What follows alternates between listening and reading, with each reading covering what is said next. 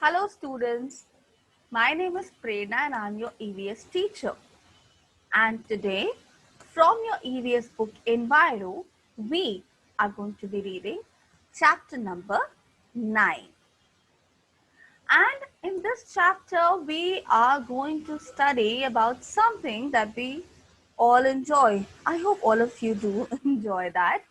So let us see what this chapter is about.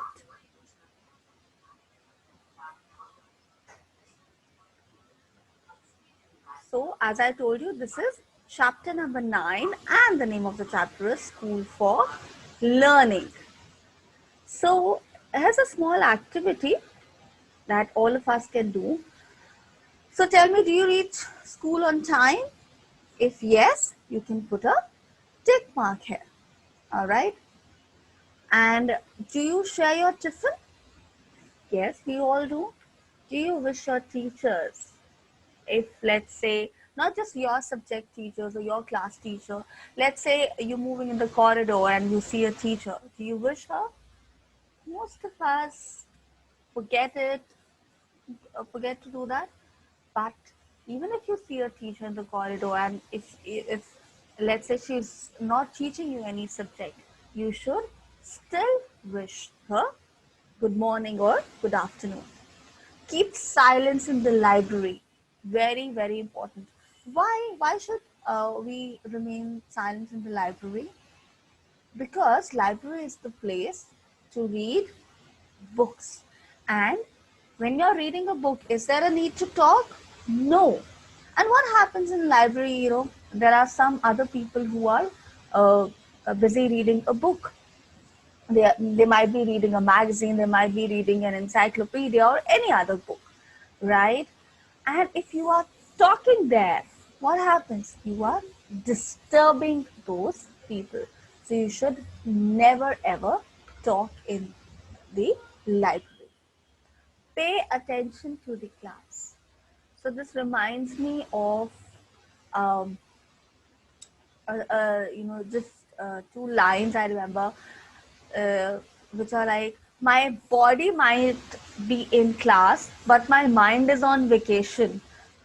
So I hope that is not the case. Your body and mind should be there in the class. You need to pay absolute attention in the class. Not like you are physically you are present, but mentally you are somewhere else. All right.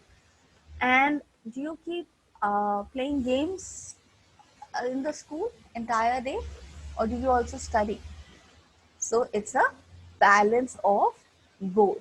So your uh, classes or your time for playing and time for studying should be balanced. All right. So now let us start reading this chapter, which is chapter number 9, and the name of the chapter is School for Learning. A school is a place for learning. We go there to study and learn many other things. Every school has a building with many rooms. So now we come to know what exactly is school, right? And what all we learn in school apart from our subjects, we will study about that in the chapter.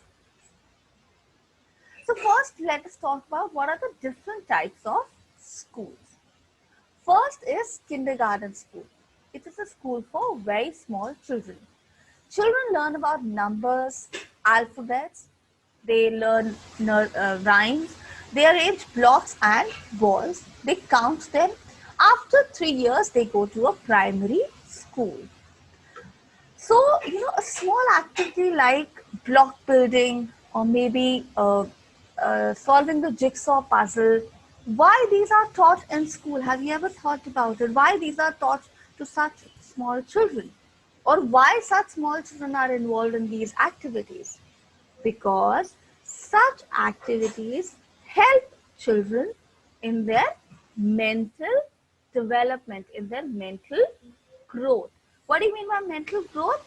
So, it means that it helps you to have a sharp mind. It helps you to have sharp thinking skills. All right. So after kindergarten, children go to primary school, which is up to 5th grade. So right now, are you in kindergarten or in primary school? Right now, you are in primary school.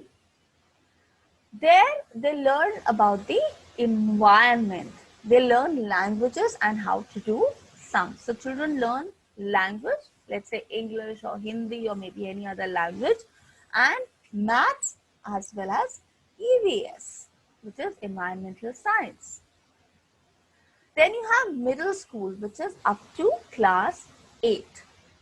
Schools up to class 10 are called secondary schools, and schools which are up to class 12 are called senior secondary schools. All right.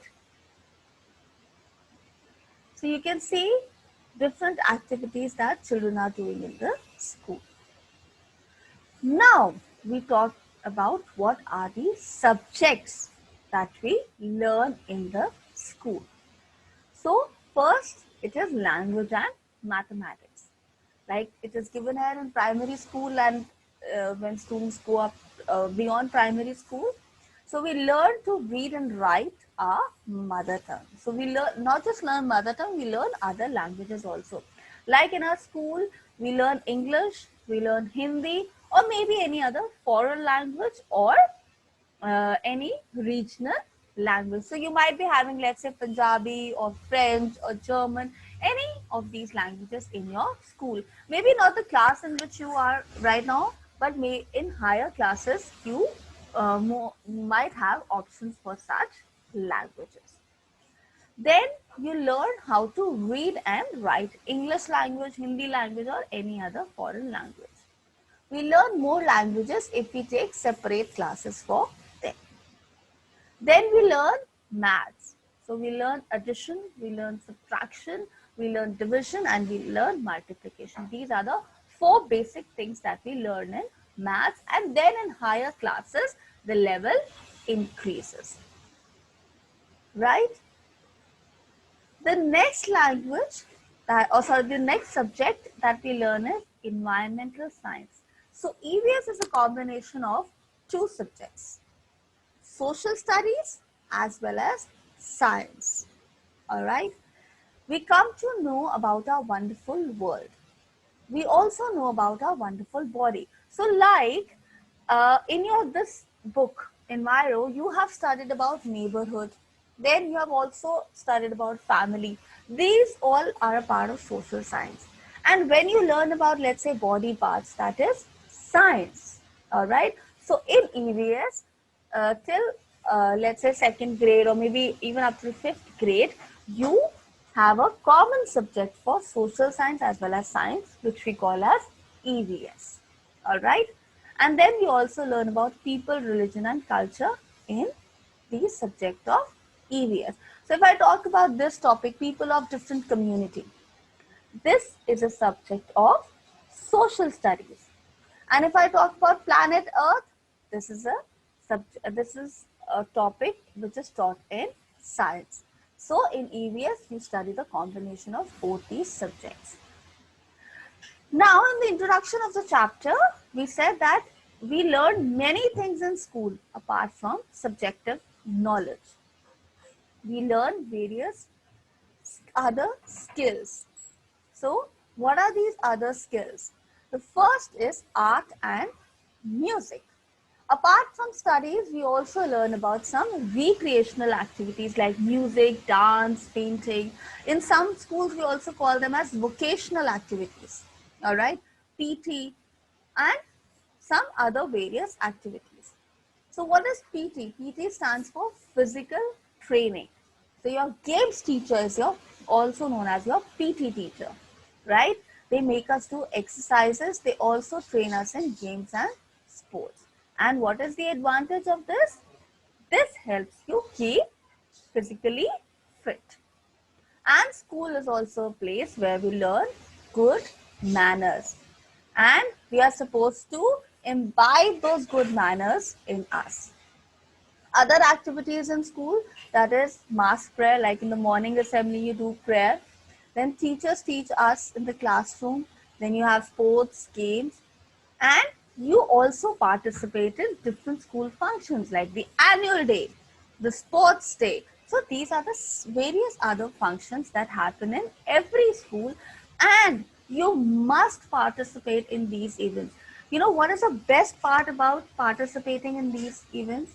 That your stage fear goes away. You will be able to face a lot of people if you start participating in your annual day or maybe in your sports day. You will gradually see that you are learning a lot many other skills. So whenever you get an opportunity to participate in your annual day, in your sports day or any inter-school competition, always make an effort to at least maybe give an audition for it. Always do that.